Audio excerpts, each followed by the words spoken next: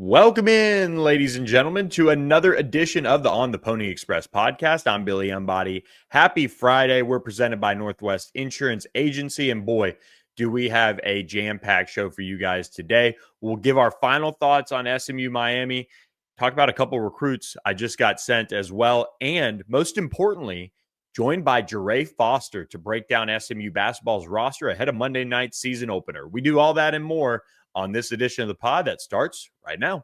Remember when your biggest worry was finding parking at Dallas Hall? Now it's protecting your home, your car, maybe even that first business. That's where Northwest Insurance Agency comes in. Exclusive coverage designed by Mustangs for Mustangs who've galloped into the real world. Protect what you've built and move forward with confidence, because once a Mustang, always moving forward. Northwest Insurance.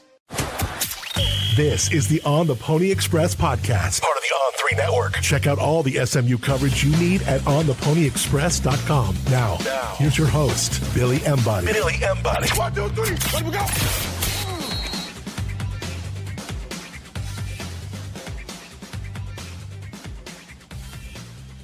That is right. Big homecoming weekend for SMU, 11 a.m. kickoff against Miami on ESPN. So make sure you have all your affairs in order on the YouTube TV front, and make sure if you're not in town that you have a way to watch the game. Maybe go to Los Charros if you don't have a ticket on Hillcrest Ave. You can check them out right there while the game is going on, and they'll have it on for you, I'm sure.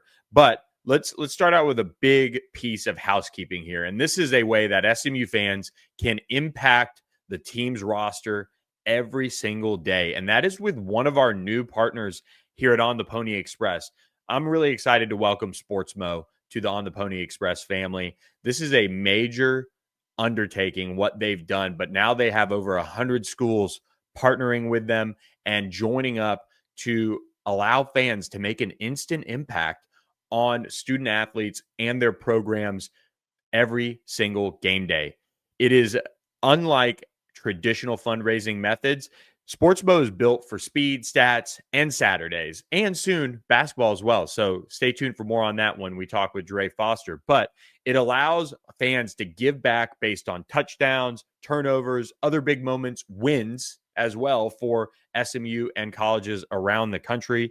And they send the money to school athletic departments via their university foundations of choice. So those schools then get that money directly donated for you. It's kind of a really cool way to involve yourself, and you can gamify it with your friends when you download the Sportsmo app. You can create your own chat, build your own team, do all of those things that allow you to donate to SMU, but also making it fun. So excited to partner with Sportsmo, and here's a video really bringing it to life. The Sportsmo app, download it today, and please use the link in our podcast description channel and episode information for this one.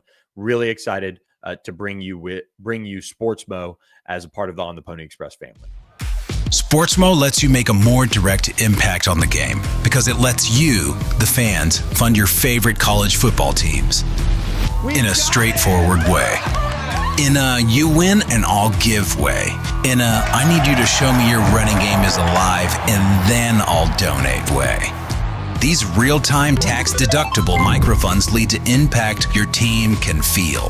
Every cent you send mixes with every drop of sweat they put in. Form your squad. Boost your friends when a play comes through. A new way to follow the game. And cha-ching, your favorite team. So what do you say, difference makers? Ready to power the play? Sportsmo. Download today. Let's smo. And that's right. You can bet on SMU putting up maybe some more points than it did against Wake Forest. You can kind of lock that in. If you saw there were some different options and ways to gamify SMU's game day. So really excited about what Sportsmo is doing, and shout out to our SMU family for helping line that up as well. So we are pumped up about that, and also excited to be out there with the ACC Huddle Saturday morning, 9 a.m. They'll be broadcasting in front of Dallas Hall. If you watched on All Access AM this week, our new show that is debuted covering all things ACC, Taylor Tannenbaum let the news out that they're going to be right there in front of Dallas Hall And man, what a backdrop it's going to be on what will be a brisk Saturday morning that'll warm up around game days or around game time. So that is a good thing for SMU. But look, couple closing thoughts here on SMU Miami before we break down a couple of key recruits that are going to be on campus that I've kind of got circled at least going into the weekend. And that is this. SMU is going to be without cornerback Jalen Davis Robinson, who has now missed Clemson, missed Wake Forest, and he will miss tomorrow's game against Miami. But on the flip side of it, SMU is getting a little bit healthier in the secondary. Tyron Polley, a true freshman for SMU who played against East Texas A&M, against Baylor before getting hurt, is cleared. We will see if he ends up going, but it's trending in the right direction. So against a team that has plenty of athletes out there and ways to make plays, SMU could be getting a boost from the depth perspective at the safety position with Marcellus Barnes, Speedy Nettles, Deuce Harmon, really having to wear a lot of that onus at the corner room. Adding Tyron Polley could allow Scott Simons and Ricky Hunley to maybe move some other guys around and get them reps at different spots so that guys are fresh come fourth quarter, chasing around guys like Malachi Toney and CJ Daniels. But SMU does have a laundry list of injuries and question marks around who will play and who won't play. The ACC availability report did come out Thursday night. There's another one that'll come out Friday. And then the final one will be leading up to game time that'll come out. But the questionable guys for SMU, Chris Johnson Jr., Cam Robertson, Tyron Polley, and Matthew Hibner. There's been really no changes for the group that's been out. Those have been, for the most part, long-term injuries or guys that at times this year really haven't contributed at all. But now you get into the probable group. It's a good group there. Check out ontheponyexpress.com. Subscribe for just $1 for your first week, and you'll get that full list of probable players for SMU, as well as the notes from practice this week, as far as who was participating. Were they in red? Were they full participants? I will leave you with this one big tidbit. The offensive line, heavily beat up against Wake Forest. The offense as a whole really struggled, as we all know. There's no question about that. But they are not listed on the availability report. That's a good news. So PJ Williams, right tackle. You've got Logan Parr. You've got Savion Byrd. Those guys who've been beat up, been hurt. Addison Nichols, I saw, looked like he was holding kind of a hand at one point against Wake. They all appear ready to roll and fight through whatever they're fighting through. So that's big. After a week that, Wake Forest was, I don't even know how to describe last week's game. We've talked about it enough. But after a game that Wake Forest certainly took it to SMU's offense, to have that offensive line unit intact and Kevin Jennings listed as probable, it's a good thing. It's a good thing for SMU. They're going to need kind of a legacy performance from the entire offense, I think, to really show that they are on the right track still. They're going to fight through what they're fighting through, and maybe they can shock the world. I will say this, the line jumped all the way up to 12.5 at some point yesterday, I believe, on Thursday, if you're listening to this on Friday. And then it is now down to 10.5. I saw somewhere, according to our friends at BetMGM, it is right now. Let me see if I can pull it up while we're doing this. But I think people are starting to maybe think that line that jumped out to 12.5 was a pretty big one as a whole when it comes to SMU and Miami. A lot of people are expecting, it's back to 10.5 for BetMGM. Miami, very, very talented. I could see a world where they win by multiple touchdowns. Everybody can, especially after last week with SMU's play at Wake Forest. When you look at this matchup, though, this is such a big game for SMU, but everybody is counting them out. So there really shouldn't be any pressure on SMU to come out and perform. You're in a kind of you have nothing to lose scenario here. And maybe that's where SMU turns the page and turns the table on this season and gets a signature win. This would be such a massive deal for SMU if they could get this done, and if they can get it done in front of what is going to be a jam-packed recruiting section with some of the top prospects on SMU's recruiting board headed to Ford Stadium. So before we break all of that down, do you want to send out one more reminder here? Hit up Los Charros. It's at the Graduate Hotel on Hillcrest Avenue. Great spot there. Julian Barsotti and Corby Farrell have partnered up to make this an enjoyable experience there right in the front at the old Lumen Hotel. It's now the Graduate, and they completely revamped it, and they're debuting their smoker on Saturday morning.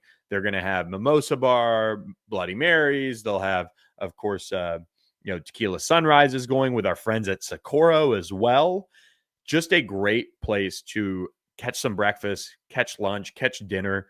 They are open daily for breakfast, lunch, dinner. So a great spot to check out. And you can just wheel right in, toss the keys to the valet, or get dropped off in your Uber and head in there. They'll be cooking up breakfast tacos all morning, and then they'll have your post game covered as well. So check out our friends at Los Charros.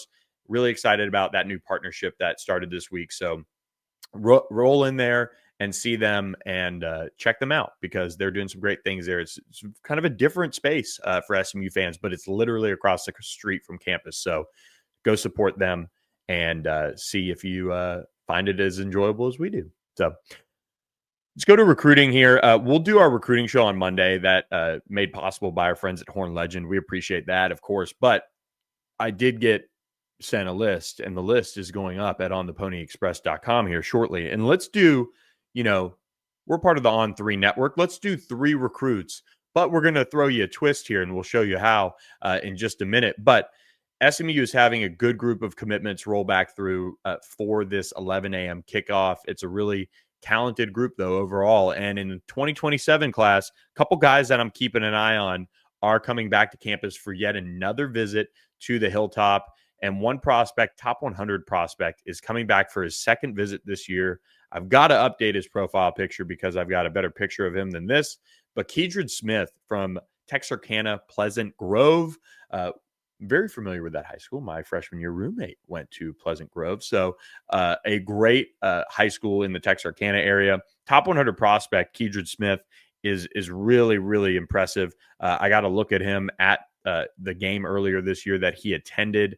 And I think he's really one of the top prospects in the country as far as, what he's able to do all over the field. Like, listed as a linebacker, I could see him coming off the edge, coming off, the ball and being a more off-ball linebacker. He just has this build that kind of screams, play me wherever. It's going to be all good for you guys on the defensive side of the ball if they can land him. But he is one of the top sought-after prospects in the entire country. And in East Texas, he's going to be very, very, it's going to be heavy competition for him. And SMU, though, has made a nice early impression here, getting him on campus now a couple times. He does have offers from really all over the country now, or in particular in Texas. So I think for SMU and the staff, getting him back is a really nice sign. And then the other one that I want to highlight here is one that is becoming, maybe arguably their top target at wide receiver in the 2027 class. There's probably a couple here and there you can make the argument for, but Julian Caldwell out of Argyle is another top 100 prospect that'll be on campus. Number 51 overall in the Rivals rankings, top 10 wide receiver nationally, and is going to be back on campus to get a look at SMU. He's a just terrific prospect, and really I think has developed really nicely over the last year or so into what he is right now, which is a heavily sought after prospect overall. And that's not all, though. Here's the twist, guys. SMU Basketball is hosting another elite prospect for an official visit. The number one player in the state of Texas, and I don't know why it says Delaware on the profile, but we'll get it fixed. But right down the road at St. Mark's, Dawson Batty is coming back to SMU. Really talented big man who has everybody just coming after him from all over, and is a top 10 prospect, number 3 power forward nationally, and is just a terrific player that SMU is getting on campus for an unofficial visit. He'll get a chance to be around the SMU basketball staff. He'll get a chance to hang out and see what it's all about. And, this time last year, SMU was bringing guys like Ryan Hampton and Cam Lomax to campus. And now you're seeing that kind of payoff with Cam Lomax committing to SMU. This is kind of that time of year now where Dawson Batty, as his recruitment takes off, programs like Kentucky are in the mix, Ole Miss, TCU, Duke, Texas, Missouri, and others. And it's an active recruiting process right now. And to get him on campus, to take some of his time is very, very important. So he is a really talented player. He's right up the street from SMU. If you're looking at it from this perspective, if I'm Andy Enfield, if I'm the staff, I'm going after Dawson Batty as your front court guy, and then you're going after Ryan Hampton as your backcourt guy, and you're making it happen with 2 top 10 type of prospects and seeing where it all plays out. And that would really fire up that 2027-28 season. They'll have some other top targets on campus, both staff. So make sure you guys subscribe to ontheponyexpress.com. Come hang out with us for this big weekend as SMU hopes to get back on track this season as a whole, but make a big recruiting impact for the future. So really nice talent group that is on campus for SMU this weekend. But look, before we go to Jarrey Foster, who's going to break down SMU basketball's entire roster with me step by step for you guys, do want to remind you guys that we're presented not only by our friends at Northwest Insurance Agency, but also the Thomas Auto Group. Head up 75 to McKinney. Visit any of their 4 dealerships in that area: Ford, Subaru, Volkswagen, and Mitsubishi. And then, of course, our friends at Status Jet. You see the helmet right behind me, right up here. Our friends at Status Jet will take care of you in a great way when you reach out to them. Mention On the Pony Express. You get a discount on that round trip flight. Start planning basketball season. Once you get done with the rest of this podcast, listening to the amount of talent SMU has on its basketball roster, you want to book your ticket to Duke right away with our friends at Status Jet. It's a 1 p.m., I think, tip-off, maybe Central time. So guess what? Go in game day and go out game day. That's the way to plan that Duke trip for you guys. And, of course, just reach out to them and tell them that On the Pony Express sent you, whether it's the Thomas Auto Group, where you get employee pricing on new and pre-owned vehicles, or Status Jet, where you get a discount on that round-trip flight. So without any further ado, we're going to go to our roster breakdown of SMU basketball with our friend of the program and now constant contributor at On the Pony Express, Jarrey Foster. Really excited about this. Hope you guys enjoy our chat with Jarrey, taking a look at SMU basketball heading into the season. Have a great homecoming weekend, and we'll catch you guys on Monday with the recruiting show and the After Staying show, of course, following SMU Miami. Now excited to be joined by Jarrey Foster, back again this week, 2 times in 1 week. We got SMU Miami this weekend on the football field, but Monday night, SMU versus Tarleton in Moody Coliseum as the Mustangs open the second season of the Andy Enfield era. Jarrey, we told everybody we'd be back with a little bit more juice for them to get ready for basketball season. It's our roster breakdown.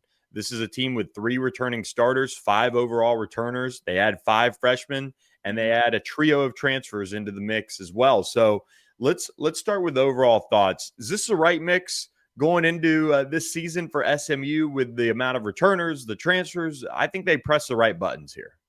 Yeah, no, and again, Billy, thank you for having me, man. This is a great opportunity to continue to talk about the team and excited to be back 2 times in 1 week. But I wouldn't even say this is the right mix. I would say this is an exciting mix for the team. And when you have 3 returning starters and you mix in some transfers and some talented freshmen and some guys that are willing to work hard and do whatever it takes for the team, along with the staff, man, it's an exciting time. So just got to make the right recipe with the right gumbo. Yeah. Then look, the guy who's going to be stirring that gumbo all season long, Boopy Miller, really exciting point guard, back for year 2. He's been a player that is obviously experienced in the ACC. This was big for them to get him back to this program. Just had an unbelievable year. He started 28 of 35 games. He missed that stretch in February that really hurt SMU and kind of took them out of that NCAA tournament area that they were in. But when he's out there, just dynamic, one of the fastest point guards probably in the country, really exciting player that is, I think, going to only improve as far as his, points, assists, things like that, as he gets more comfortable in this offense and in this system, because he also has some exciting tools. But we're going to break down these players kind of one by one. We'll try to stay on task with it as best we can. But for Boopie Miller, what did you see from him when you got around the team a little bit this offseason, and how much more in command he is of this offense?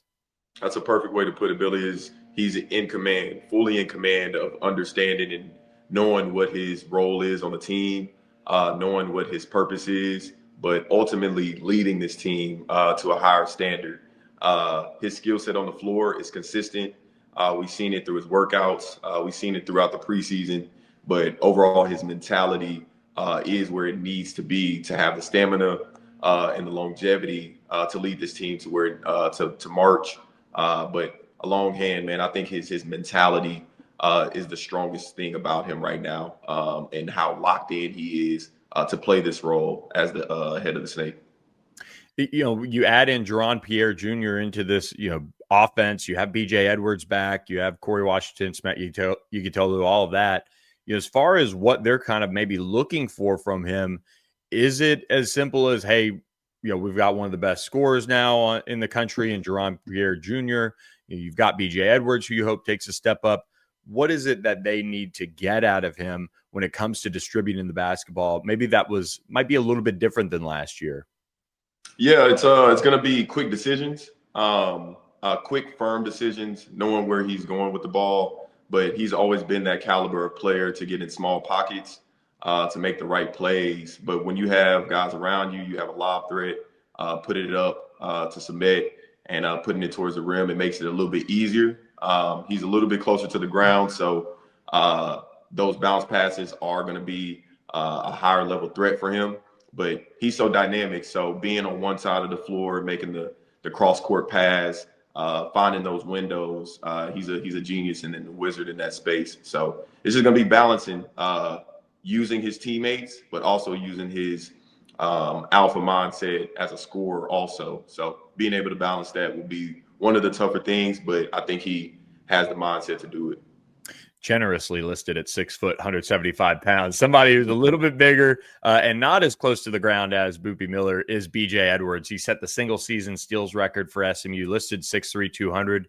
He came into Tennessee as a really highly thought of prospect for that program, transfers to SMU. He's been a steady build. And last year, he really broke through on the defensive end. This is a really tough league to guard players in, just, the caliber you face every single night. So for him to do what he did last year was really impressive. And now they feel like he's really shooting the ball a little bit better too.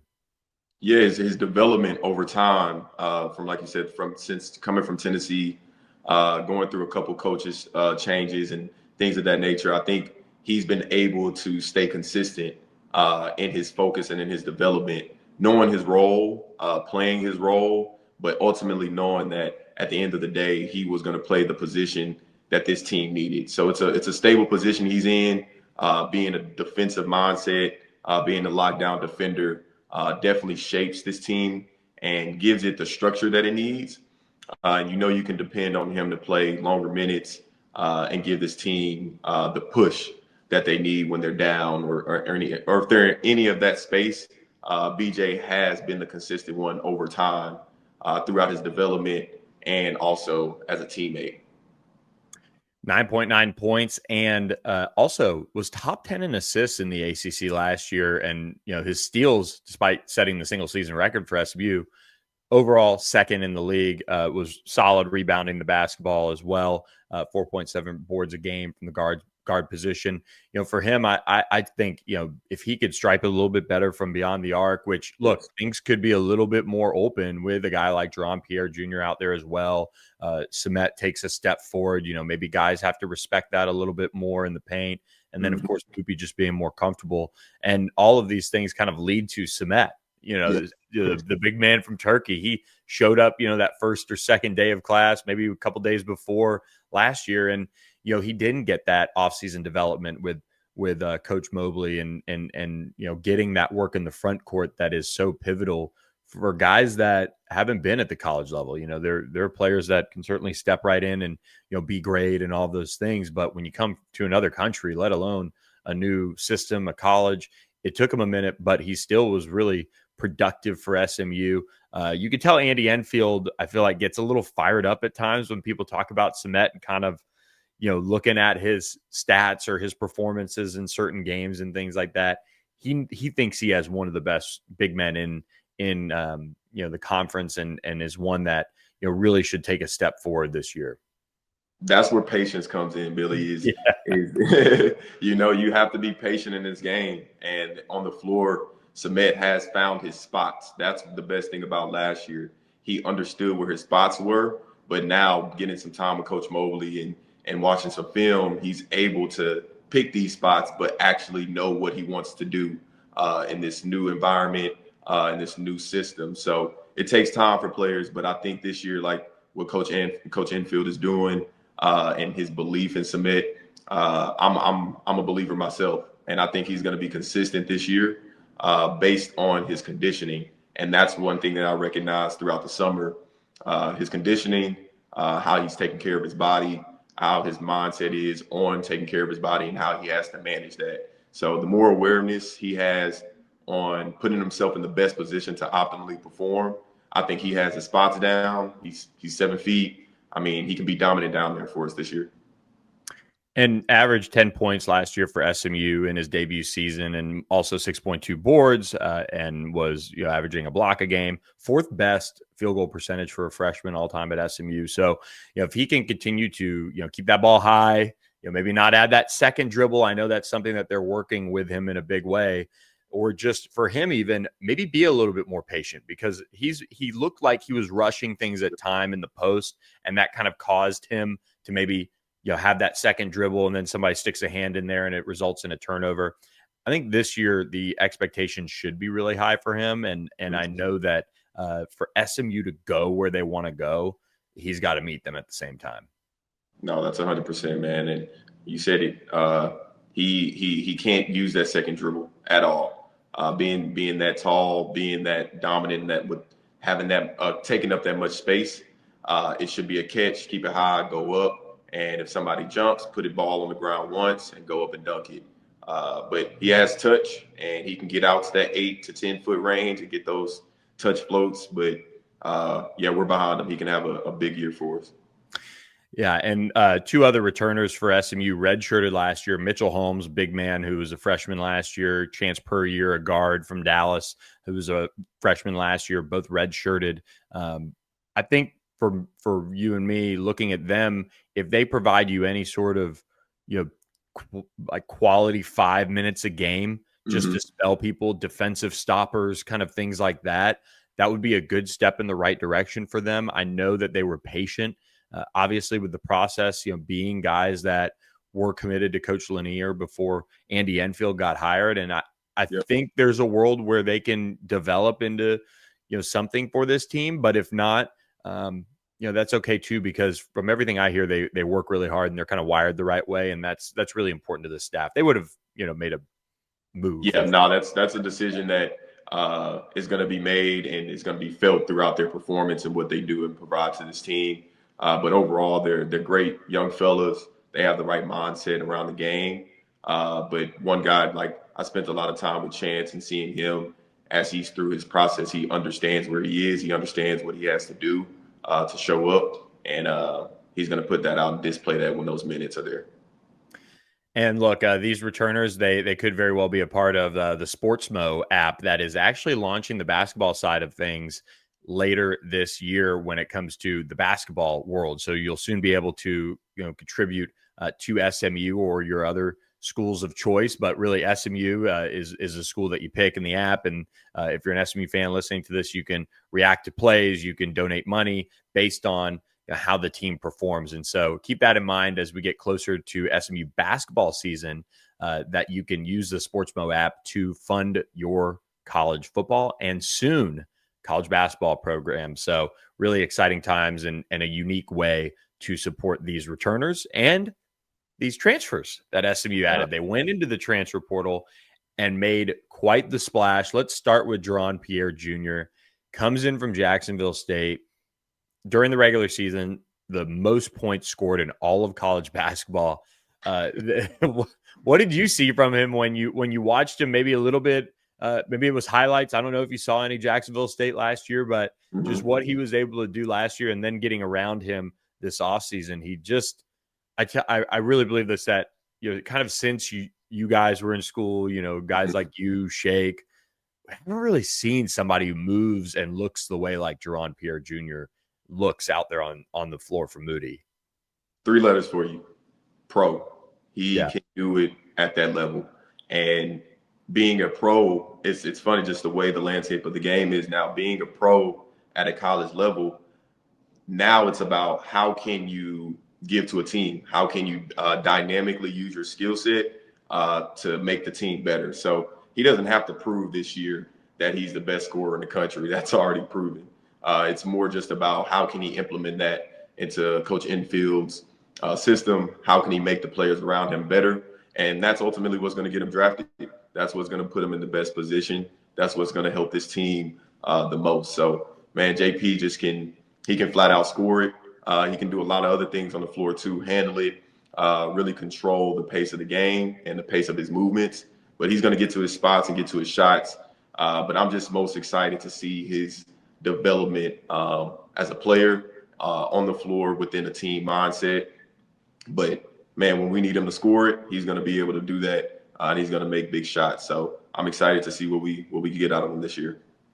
From New Orleans, and was named the CUSA Player of the Year last year. He was 4th in points per game. So there's a little distinction there, of course. Still very, very good. 6'5", 210, 23 years old right now. So that's always good to add some age to the roster. He first started playing college basketball at Southern Miss in 2020. So crazy world we're living in still, getting some of those free years here. And he gets this opportunity to be at a big stage of the ACC. You see what he did last year against Jacksonville State. The ACC is a different beast here. Yep. The expectations, though, for a player like this, he should fit in rather well and be a guy who could end up being all conference. I agree, man. It's going to be based on how he follows up on his own performances every night. And it's going to be a night after night basis, a day after day basis to get through the season. Like you said, it's a jump in competition. It's a jump in travel. There's a lot of different factors that go into playing in the ACC and playing for a school like SMU. So as long as he can balance all of those factors that come outside of it, being on a higher scale, playing well, the highs, the lows, it's going to be for more of his mentality. But I think he's going to fare well. You're going to have longer defenders, better defenders, and different systems and schemes to the point where he's not going to be able to score as easily as he did. So just with the great coaching staffs and the potential schemes that could come in against him coming into the season, he's going to have to really go into the office and go into the film room to make sure that he knows how to combat that.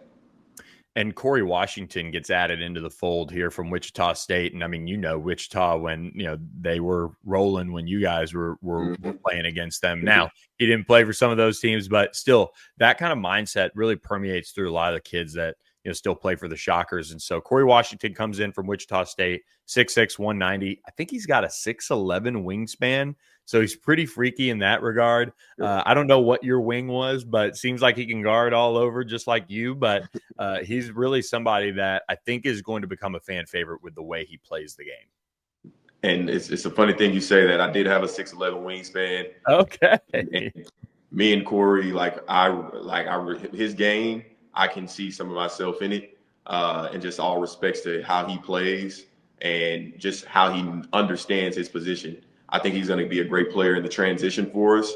And he's going to be able to make corner threes, play in transition, defend. Your ultimate 3-and-D guy that can be consistent, handle when he needs to, set screens. Even if he needs to jump in there and play the floor 4 in a smaller lineup, he can get in there and guard and defend. So I think his ceiling is unmatched. It's just staying healthy, continuing to just follow the mission for the team and whatever the team needs. He's going to play in that role. With him, I think for so many people they're going to be reminded of some of the style of play that, we saw for so long when you guys were there. Some of the things that he really buys into are what I think LB really, taught, defending, rebounding, all of those things, hustle. And I think that's what that stands out to me about him. And, he's played in a bunch of basketball games. He was second on the team in scoring for Wichita State last year, 13.7 points, rebounding 7.5 boards per game, doubles, 9 of them, steals 34, had 5 games where he had big outbursts, 20 points. So I think you could maybe see him write kind of a legacy type of year for him where, people always remember him coming in and helping this team, maybe make that run to the tournament. And that should be ultimately his goal. Yeah. And it's to be that anchor. Because just the way his playing style is, it can be consistent every night. You can go rebound, you can match those points, that average, and you can be able to assist, whether that's on the ball or off the ball. So, like you said, as long as he understands and embraces that role, and being that guy on the team, man, him and JP, the transfers, and along with the starters that are coming back, man, I think that's a nice solid core to be consistent. And somebody who's been kind of an interesting one to follow coming over from Michigan by way of Alabama is Sam Walters, who actually went to school not too far from where I grew up, a couple hours away at the Villages charter school, which is now producing a bunch of basketball players. Sam is a 6'9", 230-pound forward, really brought in as probably somebody who can come off the bench and be a shooter. I know he's battled some injuries here a little bit, but he is highly thought of. And when he's on, it's pretty apparent. You see the talent. It's getting all of that out of him. And maybe it's a year where, after 2 years, at Alabama and Michigan, 2, high major programs, he comes to SMU, now a high major. This is maybe the fresh start he needs to really hit that stride. Yeah, he's open for it. I think he had great tenures in time where he spent at the 2 schools before he was here. But every time I've been around him this summer and kind of just getting to know him a little bit, he wants to get better. Like you said, if he's battling any injuries, he did not let that stop him. But from on the court standpoint, you can look at his game, him being able to pick and pop, slide out of screens, flare, fade. He can kind of do anything around the arc, and also has a little touch inside the paint where he can play that role on any cuts and backdoors and stuff of that nature. So, but yeah, him coming off being able to be a consistent shooter and being able to hold his own on the defensive end is what's going to keep him on the floor. But Sam, looking at his film, man, I think he has the potential. He just needs the right positioning, right timing, and the right core around him. And these transfers, that was the trio right there. We're going to break down the freshmen, meet these guys. But before we do that, do want to remind you guys that during basketball season, a great pregame destination, Manny's Tex-Mex, right there on Mockingbird, 5 minutes maybe from Moody Coliseum. Make sure you go over there and say queso. Get 10% off your meal at Manny's Tex-Mex and let their server know you can get 10% off your food order, have a margarita before the game, hang out. They've got such a great, fresh run of food that you can enjoy over there. They've also got locations up at, Coit and Campbell, just south of Plano. They've got Saxey. They've got Rockwall as well. So come visit them. Manny's just doing some great work with the fresh foods that they've got prepared daily, the tableside guac. You got happy hour. And, of course, if you're watching this on Friday, swing in and get yourself some margaritas to go and order the Komen-Rita and help us continue to close out the month strong, benefiting the Susan G. Komen Foundation for Breast Cancer Awareness. And when you're there, ask for Socorro Tequila as well. Big partner of ours now. Socorro has an incredible lineup of award-winning tequilas. The Añejo, the Blanco, and Reposado have all won awards since they started in 2020. So make sure you give that a try. If you go to SocorroTequila.com or click the link in the podcast description, you can get free shipping on 3 bottles or more, or just go to your local liquor store and try it out. Great stuff there from our friends at Socorro and Manny's. And these freshmen certainly can't enjoy much of that at all. So they'll wait a little bit there, Jarrey. But if they hit on a lot of these guys, they're never going to have to buy a margarita around SMU. I can tell you that. But one guy who I think is going to start the season on the shelf a little bit, got injured in an unfortunate kind of deal, but that's Jaden Toombs. He was a top 50 prospect for us at Rivals, number 4 center nationally. He's 6'10", 230. And I always saw him at the basketball games when he was a recruit, and I would be like, he's not 6'10". Right. You know, he's 6'8", maybe 6'7" even. But man, I saw him the other day next to Cement, and you're like, okay, he's all of it. And once he's healthy, which it seems like early December is kind of that timeline, he'll get worked in, and we'll see kind of how his freshman year unfolds. But man, he was playing some great basketball leading into that. Man, I can tell you and vouch for that, because man, Jaden Toombs, I was skeptical just seeing his film, just knowing how it would transfer from high school basketball to college, the pace, the feel.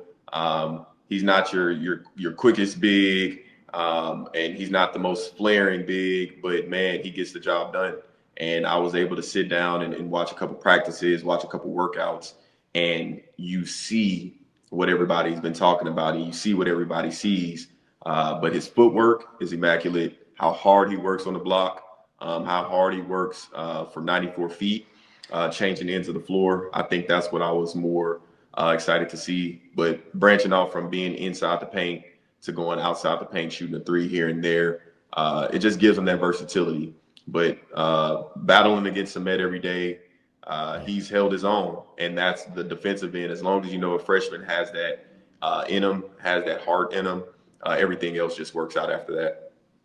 You also get a guy who's a winner, and he won a lot of basketball games and finished his senior year 15 points, I believe almost a double-double, 9.7 rebounds per game. But he did it with his new teammate at SMU, who was his teammate at Dynamic Prep here in the Dallas area, and that's Jermaine O'Neal Jr. You talk about a guy who's got hard-nosed, defensive, just really just rugged in his DNA is Jermaine O'Neal Jr., but he also plays a little bit differently than his dad, Jermaine O'Neal Sr. did in the NBA. But another blue chip prospect, 14.5 points as a senior, 3.8 rebounds. I think he kind of do a little bit of everything, but listed as a forward at 6'5", 185 pounds. Yeah, and he's going to grow into that forward space. But Jermaine O'Neal Jr. is an exciting player. He's, like I said, he's another one of those that can run in transition, play in that field and in that space. And the less dribbles he uses, the better he is. And that's what I recognize, because he can get to the rim from the three-point line in one dribble, based on his footwork, his quickness, his athleticism, getting and running in transition, using 1 to 2 dribbles to get to the rim, being ready to knock down a shot. And defensively, we can go all day about it. He's dynamic. He can move laterally very well. And his explosion of change of direction is just immaculate to see. So, man, if he puts it all together, I feel like he can have a stretch throughout this season where he can be pretty consistent and play a big role for the Mustangs to bring that energy, bring that spark off the bench, and surprise some people. And somebody that I don't think got talked enough about as a commitment for SMU was BJ Davis-Ray. He kind of bounced around a little bit high school wise, but ended up at J. Sarah High School out there in California.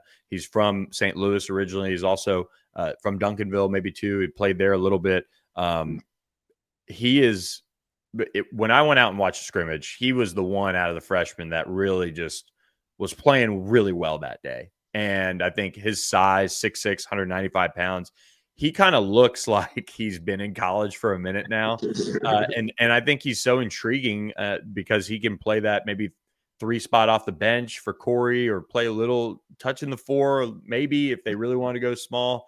But just an exciting prospect who I think with getting into college and getting comfortable and knowing that, hey, this is where I'm going to school, this is where I'm going to be, that could help him a little bit and have a big role this year, especially with Jaden Toombs being out. Maybe he's the freshman that plays the most, honestly. Yeah, and I saw that even with Jaden Toombs being in there. I knew that BJ was going to come in and play a impacting role because of what he does on the floor. Man, he makes himself a better player just by knowing how to play, having the IQ of the game of spacing, cutting, creating space, creating opportunities for players. And sitting in on one of their practices, I recognized that he had gotten like 3 shots in a row or 4 shots in a row, and you're wondering how he's getting these looks as a freshman, but he's creating it for himself by creating for the offense and creating for the team. So you'll see him getting there, getting rebounds. You'll see him getting steals, being all over the floor. But he's going to play a big role, play some minutes early on. But I think he's going to do a great job and hold his own. When you look at the front court of the future, holy cow! Right. Nigel Walls comes up from Houston, from your neck of the woods, and then Billy White the third, who's a really, really impressive guy who reclassed at the last minute. Both of them are oozing with upside, and especially, I mean, not especially, but Nigel Walls, who's been here for the whole summer. He's kind of been battling, like he'll be fine, I think, but he's really sat out the last month or so with kind of something going on health wise. So he's going to bounce back. He'll be fine, but comes in from St. Francis Episcopal. I believe won a state championship or advanced to the state title game. Yeah, won the TAPS state title game. Really impressive frame, size, just a big ball of clay for SMU to work with.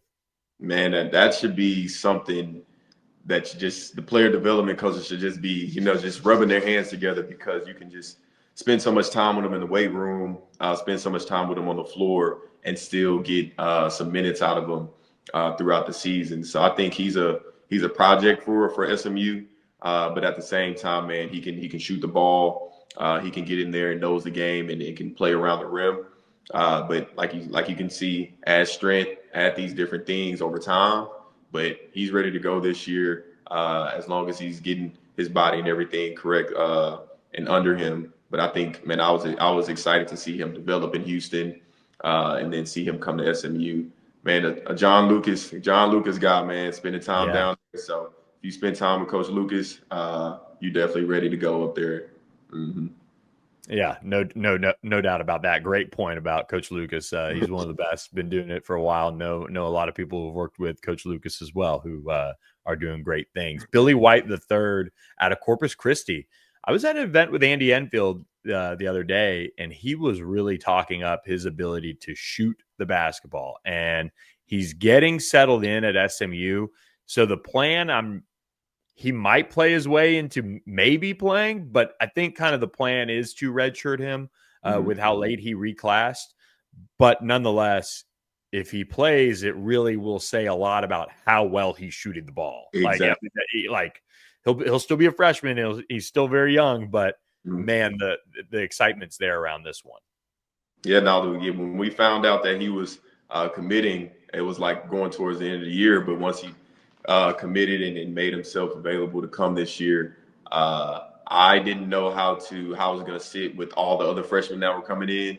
But like you said, it was an addition, and something that the freshman group needed was a knockdown shooter as we built this program over the next few years. So, man, Billy, a youngin', but at the same time, he comes in with the mindset to know his role, confident, and anybody that can shoot the ball at that level has to have the confidence. So as long as he has the time to develop and Coach Enfield puts him in the right position, which I know he will, Billy can sprout and really be a nice candidate coming out of SMU.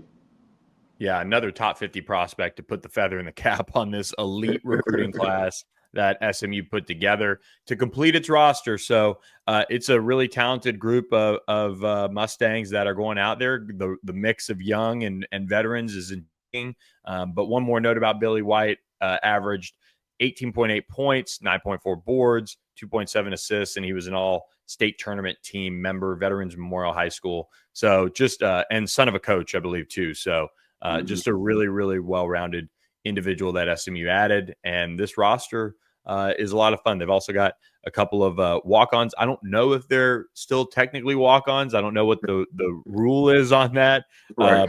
But Trey Utter and Nicolo Kalisher Stork are the two walk-ons, guard there. So quite the group that SMU has in the fold for this season, and one with high expectations. So it all starts Monday night, my man.